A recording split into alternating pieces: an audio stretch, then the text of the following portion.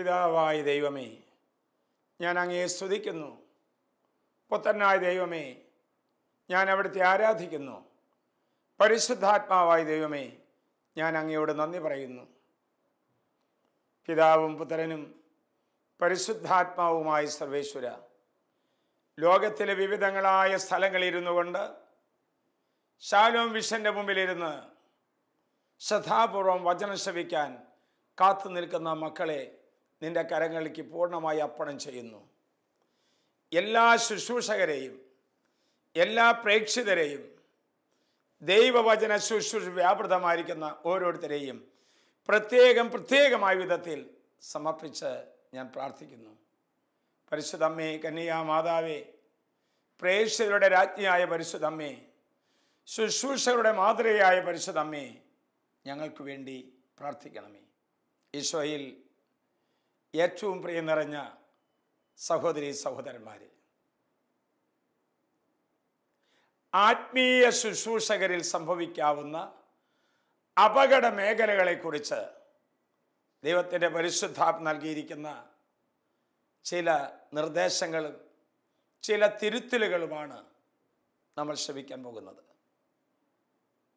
ആമുഖമായ വചനം നമുക്ക് തരുന്നു. അപ്പസ്തോല പ്രവർത്തനം 1-ാം അധ്യായം 8-ാം തിരുവാക്യം. അതിപ്രകാരമാണ്: പരിശുദ്ധാത്മാവ് നിങ്ങളുടെ മേൽ വന്നു കഴിയുമ്പോൾ നിങ്ങൾ ശക്തി പ്രാപിക്കും. ജെറൂസലമിലും യൂദയായിലും സമറിയായിലും ഭൂമിയുടെ അതിർത്തികൾ വരെയും നിങ്ങൾ എനിക്ക് സാക്ഷികളായിരിക്കും. അപ്പോൾ പരിശുദ്ധാത്മാവ് ഒരു വ്യക്തിയുടെ ഹൃദയത്തിലേക്ക് കടന്നു വരുമ്പോൾ, ഒരു സമൂഹത്തെ നിയന്ത്രിക്കാൻ തുടങ്ങുമ്പോൾ അവൻ ശക്തി പ്രാപിക്കും, അവർ സാക്ഷികളായി മാറുകയും ചെയ്യും. ഒരു കാലത്ത് കത്തിക്കാറി നിന്ന പല പ്രേക്ഷിതരും പല ശുശ്രൂഷകരും ഇന്ന് ചിറകറ്റ ശലഭങ്ങളെ പോലെ താഴെ വീണ് കിടക്കുന്നത് കാണുന്നുണ്ട്. എൻ്റെ മകളെ, അഭിഷേകം നിറഞ്ഞൊരു ശുശ്രൂഷകൻ, അഭിഷേകം നിറഞ്ഞൊരു പുരോഹിതൻ, അഭിഷേകം നിറഞ്ഞൊരു വ്യക്തി പിശാചിന്റെ കണ്ണിലെ കരടാണ്. അവനെ തല്ലി തകർക്കാൻ, അഭിഷേകം കളയുവാൻ, ശുശ്രൂഷയിൽ നിന്നും മാറ്റിക്കൊണ്ടുപോകുവാൻ തിന്മയുടെ ശക്തി ഓരോ വ്യക്തികളിലും പ്രവർത്തന നിരതമാണ് എന്ന കാര്യം ആരും വിസ്മരിക്കരുത്. പരിശുദ്ധാത്മാവിൻ്റെ പ്രത്യേകമായ പ്രചോദനം അനുസരിച്ചിട്ടാണ് ഈ വിഷയം ശാലോം വിഷന്റെ മുമ്പിലിരിക്കുന്ന എല്ലാ മക്കളോടും, പ്രത്യേകമായി ആത്മീയ ശുശ്രൂഷയിൽ വ്യാപൃതരായിരിക്കുന്ന എല്ലാവർക്കുമായി നൽകുന്നത്. എന്താണ് ആത്മീയ ശുശ്രൂഷകളിൽ സംഭവിക്കാവുന്ന അപകട മേഖല? 1, പ്രാർത്ഥനയിൽ സമയം കൊടുക്കാതെ പ്രവർത്തനത്തിൽ ശ്രദ്ധ കേന്ദ്രീകരിക്കുമ്പോൾ. ഒരു ആത്മീയ ശുശ്രൂഷകൻ ദൈവസന്നിധിയിൽ ഇരുന്ന് പ്രാർത്ഥിച്ച് ശക്തി ആർജിച്ചതിന് വേണം പ്രവർത്തനത്തിലേക്ക് ഇറങ്ങാൻ. അതൊരു പ്രസംഗമായാലും, ഗാന ശുശ്രൂഷയാണെങ്കിലും, ആത്മീയ സേവനമാണെങ്കിലും, എന്ത് കാര്യമാണെങ്കിലും അണിയറയിൽ ഒരുങ്ങാതെ അരങ്ങത്ത് ശോഭിക്കാൻ സാധ്യമല്ല. അതുകൊണ്ട് 1-ാമത്തെ അപകട മേഖല എൻ്റെ മക്കളോട് ഞാൻ ഷെയർ ചെയ്യുന്നത്, പ്രാർത്ഥനയ്ക്കായി സമയം കൊടുക്കണം. മുട്ടുകുത്തി പ്രാർത്ഥിക്കാനായിട്ട്, കരമിരിച്ച് പ്രാർത്ഥിക്കാനായിട്ട്, കരുണയ്ക്കായി പ്രാർത്ഥിക്കാനായിട്ട്, വിശുദ്ധിയിൽ നിലനിൽക്കാനായിട്ട് പ്രാർത്ഥിക്കാനായിട്ട് സമയം കണ്ടെത്തണം. 2, മനുഷ്യാത്മാക്കൾക്ക് വേണ്ടിയിട്ടുള്ള ഓട്ടം പണം സമ്പാദിക്കാനായിട്ടുള്ള ഓട്ടമായി മാറുകയാണ്. ആത്മരക്ഷയ്ക്ക് വേണ്ടി തകർന്നു കിടക്കുന്ന തിരുസഭയെ പുനരുദ്ധരിക്കാൻ വേണ്ടി ദൈവത്തിൽ നിന്ന് അകന്നു പോകുന്ന മക്കളെ രക്ഷിക്കാൻ വേണ്ടി ഓടേണ്ട ശുശ്രൂഷകർ പലപ്പോഴും മനുഷ്യാത്മാക്കളുടെ പിറകെ പോകാതെ ലക്ഷ്യം തെറ്റിയ ഓട്ടത്തിലേക്ക് പ്രയാണം ആരംഭിക്കുമ്പോൾ ആത്മീയ ശുശ്രൂഷ അപകടത്തിലാകുകയാണ്. 3, ഒത്തിരി വളരുമ്പോൾ, നമ്മൾ വളരെയധികം ശുശ്രൂഷകളിൽ വ്യാപൃതമായി തീരുമ്പോൾ അനുസരിക്കേണ്ടവരെ അനുസരിക്കാനായിട്ടുള്ള ഒരു ബുദ്ധിമുട്ട് ശുശ്രൂഷകർക്ക് വളരെ നന്നായിട്ട് അറിയാം. ഇത് നമ്മൾ ഒത്തിരി വളർന്നു, പ്രവർത്തനങ്ങളിൽ വ്യാപൃതമായി, പല സ്ഥലങ്ങളിലേക്ക് ഓടി നടക്കുകയായി. അപ്പോൾ അനുസരിക്കേണ്ടവരെ അനുസരിക്കാനായിട്ടുള്ള ഒരു ബുദ്ധിമുട്ട് പിശാച് ഹൃദയത്തിൽ തോന്നിപ്പിക്കുകയാണ്. എവിടെ അനുസരണമുണ്ടോ അവിടെയാണ് അനുഗ്രഹം ഉണ്ടാകുന്നത്. അബ്രാഹാം, ഇസഹാക്ക്, യാക്കോബ് അവരുടെ ജീവിതങ്ങളിലൊക്കെ കണ്ടുമുട്ടുന്നത് അനുസരണമാണ്. ഇതാ കർത്താവിന്റെ ദാസി, നിന്റെ വചനം പോലെ എന്നിൽ നിറവേറട്ടെ.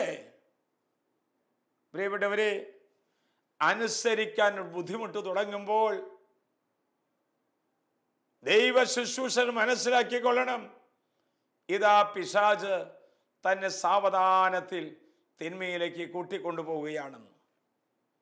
4, ഞാൻ അറിവുള്ളവനാണ്, അഭിഷേകമുള്ളവനാണ്, ദൈവത്തോട് അടുത്ത് ജീവിക്കുന്നവനാണ്, മറ്റുള്ളവരുടെ മുമ്പിൽ പുകഴ്ത്തിക്കെട്ടുവാനുള്ള, ഉയർത്തിക്കെട്ടുവാനുള്ള ഒരു ധ്വര, അഹങ്കാരം മനസ്സിൻ്റെ ഉള്ളിൽ വന്ന് നിറയുകയാണ്. അത് വലിയ അപകടമാണ്. അഹങ്കാരം എല്ലാ തിന്മകളുടെയും അസ്ഥിവാരമാണ്. 5, എല്ലാവരിലും സ്നേഹം പ്രായോഗികമാക്കേണ്ടതിന് പകരം അധികാരം പ്രായോഗികമാക്കാനായിട്ടുള്ള ഒരു ധാർഷ്ട്യം ശുശ്രൂഷകളിൽ കണ്ടുമുട്ടാറുണ്ട്. എല്ലാവർക്കും സ്നേഹം കൊടുക്കാനും, സമ്പത്തുള്ളവർക്കും ദരിദ്രർക്കും, സുന്ദരന്മാർക്കും സുന്ദരികൾക്കും എല്ലാവർക്കും സ്നേഹം പ്രായോഗികമാക്കേണ്ടതിന് പകരം അധികാരം പ്രായോഗികമാക്കാനായിട്ടുള്ള ഒരു ധാർഷ്ട്യം ആത്മീയ ശുശ്രൂഷകരെ തകർത്ത് കളയും. 6, ആത്മീയ ശുശ്രൂഷയിലേക്ക് കൈപ്പിടിച്ച് ഉയർത്തിയ പലരെയും മറന്നുപോകുകയും സാധിക്കുമെങ്കിൽ അവരെക്കുറിച്ച് മോശമായ അഭിപ്രായം പറയുന്ന ഒരു നന്ദികേട് ശുശ്രൂഷകൾ വരാനിടയുണ്ട്. ഞാൻ പറയുന്നത് ശ്രദ്ധിക്കണം. ആത്മീയ ശുശ്രൂഷകളിലേക്ക് കൈപ്പിടിച്ചുയർത്തിയ പലരെയും മറന്നുപോകുകയും അവരെക്കുറിച്ച് മോശമായ അഭിപ്രായങ്ങൾ പറയുന്ന ഒരു നന്ദികേട് ആത്മീയ ശുശ്രൂഷയിൽ വരാവുന്ന ഒരു അപകട മേഖലയാണ്. 7, മാനസാന്തരം നടന്നില്ലെങ്കിലും കുഴപ്പമില്ല, നല്ല പ്രസംഗമായ മതി, നല്ല തമാശ പറഞ്ഞ് കൈകൾ ആളെ കൊണ്ട് അടുപ്പിച്ചാൽ മതി. ഇങ്ങനെയുള്ള ഈ അലസ മനോഭാവം ശരിയല്ല. ഓരോ വചന പ്രഘോഷണത്തിൻ്റെയും പരമമായ ലക്ഷ്യം അനുതാപം മനസ്സിലുണ്ടാക്കി മാനസാന്തരത്തിലേക്ക്, പശ്ചാത്താപത്തിലേക്ക് ദൈവജനത്തെ നയിക്കുക എന്നുള്ളതാണ്. അനുതാപം, തിരിച്ചുവരവ്, മാനസാന്തരം ഒരു സുവിശേഷ പ്രഘോഷണത്തിലൂടെ നടക്കുന്നില്ല എങ്കിൽ അതൊരു ആത്മീയമായ ശുശ്രൂഷയാണെന്ന് പറയാൻ തരമില്ല. അതൊരു അപകടമാണ്. അവസാനമായി, ലഘുപാപങ്ങളും വലിയ പാപങ്ങളും കാണാൻ പറ്റാത്ത ഒരു അവസ്ഥ. ലഘുപാപങ്ങളും വലിയ പാപങ്ങളും കാണാൻ പറ്റാത്ത ഒരവസ്ഥ. എൻ്റെ പ്രിയപ്പെട്ട മക്കളെ, നീ പ്രാർത്ഥനയെന്ന് വ്യതിചലിക്കുമ്പോൾ, ദ്രവ്യാഗ്രഹത്തിന് പിറകെ ഓടുമ്പോൾ, അനുസരണക്കേട് കാണിക്കാൻ തുടങ്ങുമ്പോൾ അഹങ്കാരം കുടികുത്തി വാഴുമ്പോൾ, അധികാരത്തിനായിട്ടുള്ള പരക്കം പാച്ചിൽ ആരംഭിക്കുമ്പോൾ, നന്ദികേട് ആരംഭിക്കുമ്പോൾ, പ്രിയപ്പെട്ടവരെ മനസ്സിലാക്കിക്കൊള്ളുക, ഇതാ പിശാചിന്റെ പിടിയിലേക്ക് ആഴ്ന്നിറങ്ങുകയാണ്. ഒത്തിരി കാലത്തെ ആത്മീയ ശുശ്രൂഷകൾക്ക് ശേഷം ദൈവത്തിന്റെ പരിശുദ്ധാത്മാവ് ദിവ്യകാരുണ്യനാഥന്റെ സന്നിധിയിൽ ഇരുന്നപ്പോൾ വെളിപ്പെടുത്തി കിട്ടിയ 8 കാര്യങ്ങളാണ് ഒരു ഉപദേശം എന്നോണം, ഒരു സഹോദര സദൃശ്യം ഞാൻ നിങ്ങളോട് ഷെയർ ചെയ്തത്. ഞാൻ നല്ലവനാണെന്ന് കണ്ടിട്ട് അല്ല, എന്നിലും കുറവുകൾ ഉണ്ടാകാം. നമ്മുടെ കുറവുകൾ പരിഹരിച്ച് തിരുസഭയ്ക്ക് സാക്ഷ്യം നൽകുന്ന അഭിനവ പ്രേക്ഷിതരായി യേശുവിൻ്റെ സാക്ഷികളായി തീരുവാനായിട്ടുള്ള കൊതി കൊണ്ട് അച്ഛൻ നിങ്ങളോട് പറഞ്ഞതാണ്. പരിശുദ്ധാത്മാവിനെ നമ്മൾ വേദനിപ്പിക്കരുത്. പരിശുദ്ധാത്മാവിനെ വേദനിപ്പിച്ചാൽ ദൈവിക കൃപകളില്ലാതെയായി തീരും. ഞാൻ കാണുകയാണ്, ഈ കഴിഞ്ഞു പോയ 23 വർഷക്കാലം യെരൂശലേമിൽ വന്ന് പ്രാർത്ഥിച്ചു പോയ അനേകം പ്രേക്ഷിതര്, അനേകം ശുശ്രൂഷകരൊക്കെ എൻ്റെ മനസ്സിലൂടെ കടന്നു പോവുകയാണ്. ഒരിക്കൽ ഒരു വലിയ ആത്മീയ ശുശ്രൂഷകൻ അല്പസമയം പ്രാർത്ഥിക്കുവാനായി കടന്നു വന്ന ഒരു ദിവസം ഓർക്കുന്നുണ്ട്. സ്നേഹത്തോടു കൂടി കടന്നു വന്നു. കുറേ കാര്യങ്ങളെക്കുറിച്ച് ഷെയർ ചെയ്തു. അദ്ദേഹം പറയുന്നു, എനിക്ക് ആത്മീയമായി വളരാൻ പറ്റുന്നില്ല, വളരെയേറെ ശുശ്രൂഷകൾക്ക് പോകുന്നുണ്ട്, ഒരു ഉയർച്ച കിട്ടുന്നില്ല. കുറേ നേരം ഇരുന്ന് പ്രാർത്ഥിച്ചു. കുറച്ച് കഴിഞ്ഞപ്പോൾ ദൈവത്തിൻ്റെ പരിശുദ്ധാത്മാവ് എന്നോട് ചോദിക്കുവാൻ ആവശ്യപ്പെട്ടു, മോനെ, നിന്റെ മാതാപിതാക്കന്മാരെ നീ എങ്ങനെയാണ് പരിഗണിക്കുന്നത്? പറഞ്ഞ മാത്രയിൽ ഇടിവെട്ടേറ്റ പോലെയായി. എൻ്റെ കൈക്ക് കയറി പിടിച്ചിട്ട് പറഞ്ഞു, അപ്പച്ചനെ സ്നേഹിക്കാൻ പറ്റുന്നില്ല അച്ചോ, അമ്മച്ചിയോട് സംസാരിക്കാൻ പറ്റുന്നില്ല, എന്തോ മനസ്സിലൊരു കെട്ട്, അത് ഞാൻ എൻ്റെ മനസ്സിന് ഒത്തിരിയേറെ അസ്വസ്ഥത ഉണ്ടാക്കുന്നുണ്ട്. അത് കഴിഞ്ഞ് ഞാൻ വീണ്ടും അല്പസമയം ദിവ്യകാരുണ്യനാഥൻ്റെ സന്നിധിയിൽ പ്രാർത്ഥിച്ച ശേഷം അവനോട് പറഞ്ഞു, അവൻ വീട്ടിൽ ചെല്ലുമ്പോൾ അപ്പൻ്റെ കാൽക്കൽ പിടിച്ച് അമ്മയുടെ കൈക്ക് പിടിച്ച് നീ മാപ്പ് പറയണം. അവൻ എന്നോട് പറഞ്ഞു, ഞാൻ ചെയ്യാം. ആ ശുശ്രൂഷ ഇവിടുന്ന് യാത്രയായി. ഒരാഴ്ച കഴിയുമ്പോൾ എൻ്റെ പക്കൽ വന്നിട്ട് പറഞ്ഞു, എൻ്റെ അച്ഛ, അതൊരു കെട്ടായിരുന്നു. എൻ്റെ അഭിഷേകം ചോർത്തിക്കളയാനായിട്ട് ഞാൻ പോലും അറിയാതെ എൻ്റെ ഹൃദയത്തിൽ വന്ന ഒരു തിന്മയായിരുന്നു. ഒത്തിരിയേറെ സ്ഥലങ്ങളിൽ ശുശ്രൂഷയ്ക്കായി പോകുന്നുണ്ട്, പക്ഷെ ഒരു ആത്മീയമായ പുരോഗതി, ആത്മീയമായ സന്തോഷം എനിക്ക് കിട്ടുന്നില്ല. ഇന്ന് ശാലോം മിഷന്റെ മുമ്പിൽ ഇരുന്നു കൊണ്ട്, ലോകത്തിൻ്റെ വിവിധങ്ങളായ ഭാഗങ്ങളിൽ ഇരുന്നു കൊണ്ട് ഈ വചനം കേട്ടുകൊണ്ടിരിക്കുന്ന ശുശ്രൂഷകരോ പ്രേക്ഷിതരോ ആത്മീയ വേലകളിൽ വ്യാപൃതമായിരിക്കുന്ന ആരെങ്കിലും ഉണ്ടെങ്കിൽ ഇത് സ്വയം പരിശോധനയ്ക്കും ആത്മപരിശോധനയ്ക്കും ജീവിത നവീകരണത്തിനും കാരണമായി തീരട്ടെ എന്ന് പ്രാർത്ഥിക്കുകയാണ്. വചനം പറയുന്നു, നല്ലത്, പ്രീതികരമായത്, പരിപൂർണമായത് തിരഞ്ഞെടുക്കാൻ സാധിക്കണമെങ്കിൽ ലഘു പാപങ്ങളിൽ നിന്ന് നമ്മൾ വിമുക്തരായിരിക്കണം. പ്രിയപ്പെട്ടവരെ, ചെറിയ ചെറിയ പാപങ്ങൾ നമ്മുടെ ജീവിതത്തിൽ കടന്നു വരുന്ന സന്ദർഭങ്ങളുണ്ട്. മത്തായിയുടെ സുവിശേഷം 25-ാം അധ്യായം 21-ാം വാക്യത്തിൽ നാം വായിക്കുന്നു, നല്ലവനും വിശ്വസ്തനുമായ ഭൃത്യ, അല്പകാര്യങ്ങളിൽ നീ വിശ്വസ്തനായിരുന്നതിനാൽ അനേകം കാര്യങ്ങളിൽ ഞാൻ നിയമിച്ചാക്കും. അങ്ങനെയാണെങ്കിൽ നമുക്കതിനെ തിരുത്തി പറയാം. നമ്മൾ അവിശ്വസ്തത കാണിച്ചാൽ പല കാര്യങ്ങൾ നമ്മളെ മാറ്റി നിർത്തും. ദൈവം മാറ്റി നിർത്തുകയാണ്. ലഘുവായ പാപങ്ങൾ നമ്മൾ നിസ്സാരമായി കരുതരുത്. ശരീരത്തിൽ തുടരെ തുടരെ രോഗങ്ങൾ ഉണ്ടാകുമ്പോൾ ശരീരത്തിലെ സ്വാഭാവികമായ ശക്തികളെയും കഴിവുകളെയും സാധ്യതകളെയും അത് ദുർബലമാകും. സാധാരണമാണ്. ഒരു പനി വന്നു, ഒരു തലവേദന വന്നു, ഒരു മുറിവുണ്ടായി. പ്രിയപ്പെട്ടവരെ, ശരീരത്തിലെ സ്വാഭാവികമായ ശക്തികളെയും കഴിവുകളെയും സാധ്യതകളെയും അത് ദുർബലമാക്കുന്നു. അത് ശരീരത്തിൻ്റെ കാര്യമാണ്. എന്നാൽ ജീവിതത്തിലെ ലഘുവായ പാപങ്ങൾ ആത്മാവിൻ്റെ കഴിവുകൾ, ആത്മാവിൻ്റെ പ്രസരിപ്പ്, ആത്മാവിൻ്റെ സാധ്യതകൾ അടച്ചു കളയും.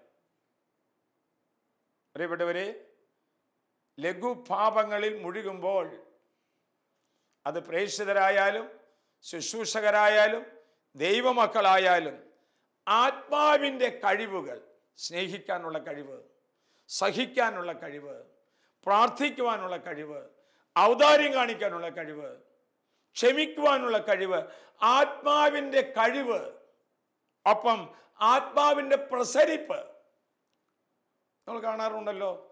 ഹൃദയത്തിൻ്റെ ഭാവം മുഖത്ത് പ്രതിഫലിക്കുമെന്നുള്ള തീർച്ചയാണ്.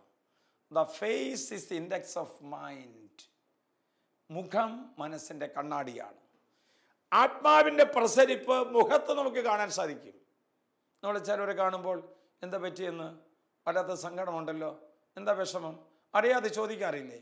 തീർച്ചയായിട്ടും പ്രിയപ്പെട്ടവരെ, ലഘുവായിരിക്കുന്ന പാപങ്ങൾ ആത്മാവിൻ്റെ കഴിവുകളെ ഇല്ലാതാക്കുന്നു. മുഖത്തിൻ്റെ ഹൃദയത്തിൻ്റെ പ്രസരിപ്പ് ഇല്ലാതാക്കി തീർക്കുന്നു. അതോടൊപ്പം തന്നെയാണ് നിരന്തരമായ പാപമാർഗത്തിൽ ജീവിക്കുന്നവർക്ക് പുണ്യത്തിൻ്റെ മാധുര്യം, അതിൻ്റെ ശക്തിയെ മനസ്സിലാകില്ല. നിരന്തരമായിട്ട് ഒരു പാപസാഹചര്യത്തിൽ അകപ്പെട്ടവർക്ക് ഒരുപക്ഷെ ബ്ലൂ ഫിലിമിനോ സ്വയംഭോഗത്തിനോ സ്വർഗഭോഗത്തിനോ ഏതെങ്കിലും കാര്യത്തിന് അഡിക്റ്റഡ് ആയിരിക്കുന്ന വ്യക്തികൾക്ക് പുണ്യജീവിതത്തിൻ്റെ മാധുര്യമോ അതിൻ്റെ ശക്തിയോ മനസ്സിലാക്കാൻ സാധിക്കുകയില്ല. ഓ, ഇതൊന്നും സാരമില്ലെന്നേ, ഇത് അത്ര ഗൗരവമുള്ളതല്ലെന്നേ. പ്രിയപ്പെട്ടവരെ, നിരന്തരമായ പാപമാർഗത്തിൽ ജീവിക്കുന്നവർക്ക് പുണ്യജീവിതത്തിൻ്റെ മാധുര്യം അനുഭവിക്കാൻ സാധ്യമല്ല.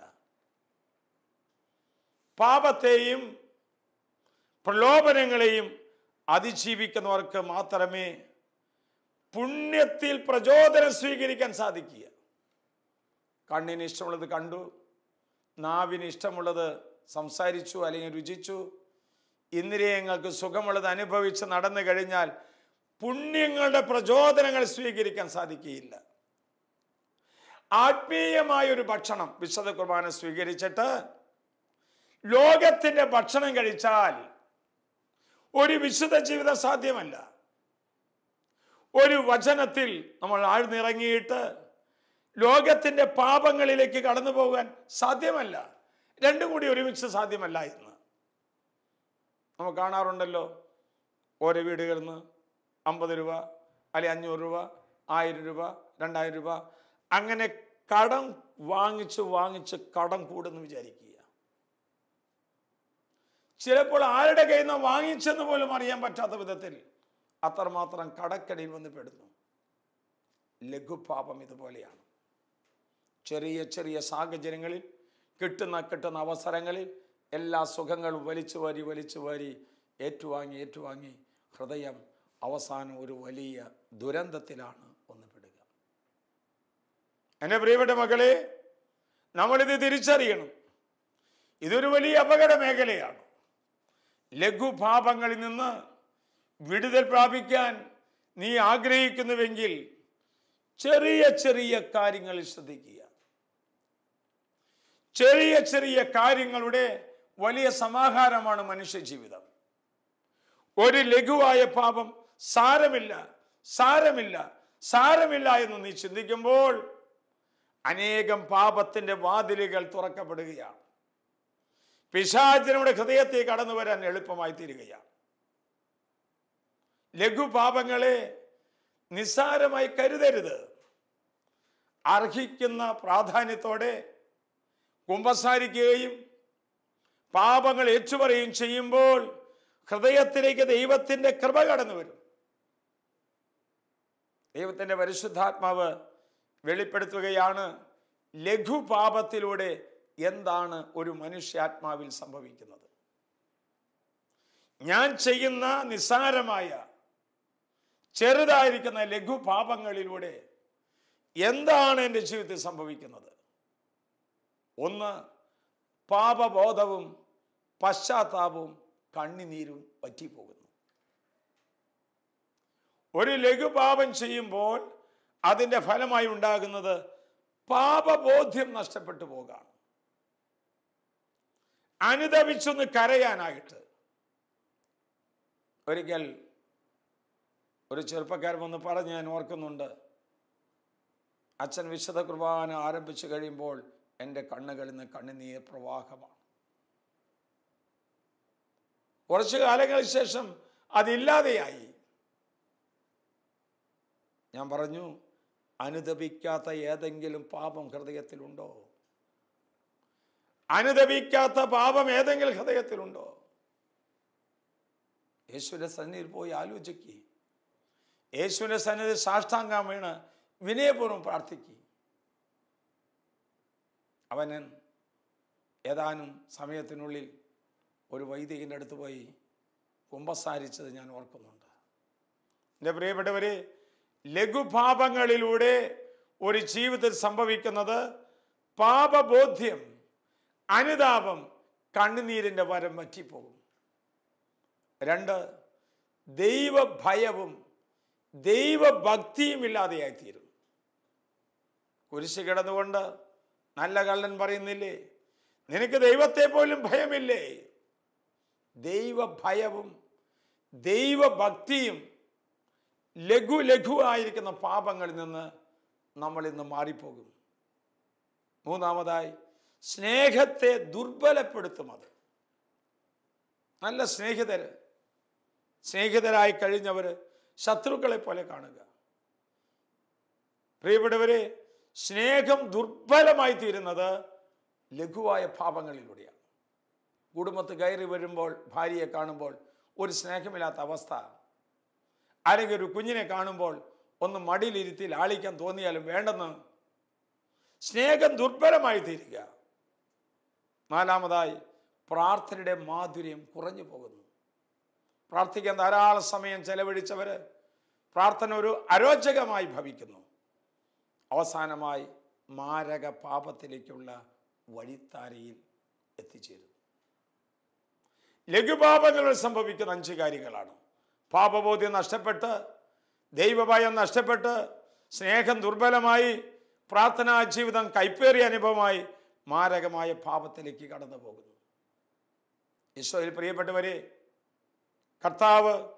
കർത്താവിനെ തള്ളിപ്പറഞ്ഞ പത്രോസ് യേശു ഒന്ന് തിരിഞ്ഞു നോക്കിയുള്ളൂ. അവൻ കണ്ണുനീർ ചാലുകോര് മാത്രം കരയുവാൻ പത്രോസിനിടയായി. ലഘുവായ പാപമായാലും മാരകമായ പാപമായാലും ദൈവത്തിനെതിരെ വാതിലടയ്ക്കുകയാണ്. പിശാചിന് വാതിൽ തുറന്നു കൊടുക്കുകയാണ്. ലഘുപാപങ്ങൾ പ്രഥമ ദൃഷ്ടിയ അതത്ര പ്രശ്നമല്ല എന്നൊക്കെ തള്ളി പറയുമ്പോൾ ആത്മീയമായ ഫലങ്ങൾ കൊഴിഞ്ഞു വീഴുകയാണ്. ആത്മീയമായ അഭിഷേകം നഷ്ടപ്പെട്ടു പോവുകയാണ്. വചനം പറയുന്നു, റോമർ 8:8, നമുക്ക് വെളിപ്പെടാനിരിക്കുന്ന മഹത്വത്തോട് തുലനം ചെയ്യുമ്പോൾ ഇന്നത്തെ കഷ്ടപ്പാടുകൾ തുലോം നിസ്സാരമായി ഞാൻ കരുതുന്നു. ഈശോയിൽ പ്രിയപ്പെട്ടവരെ, എന്താണ് ഒരാത്മീയ ജീവിതത്തെ അപകട മേഖല? എന്താണ് ലഘുപാപത്തിലൂടെ സംഭവിക്കുന്നത് എന്നുള്ള വെളിപ്പെടുത്തലുകളാണ് ഞാൻ നിങ്ങളോട് നൽകിയത്. നമുക്ക് കണ്ണുകൾ അടയ്ക്കാം. സ്വർഗീയ പിതാവേ, നിന്റെ നാമത്തിൽ ഈ ശുശ്രൂഷ സംബന്ധിച്ചു കൊണ്ടിരുന്ന ഞങ്ങൾ ഓരോരുത്തരും അഭിഷേകം നിറഞ്ഞ ശുശ്രൂഷകരും അഭിഷേകം നിറഞ്ഞ ദൈവ സുവിശേഷ വേല ചെയ്യുന്നവരുമായി ഞങ്ങൾ രൂപാന്തരം പ്രാപിക്കട്ടെ. ഞങ്ങൾക്ക് വന്നുപോയ തെറ്റുകളെ ആത്മാർത്ഥമായി അനുദപിക്കുവാനും അനുതാപത്തോടെ പാപങ്ങൾ ഏറ്റുപറയാനും മാനസാന്തര ജീവിതം നയിക്കുവാനും ഞങ്ങൾക്ക് എല്ലാവർക്കും ഓരോരുത്തർക്കും കൃപയും വരവും നൽകി അനുഗ്രഹിക്കണമേ. ആമേൻ.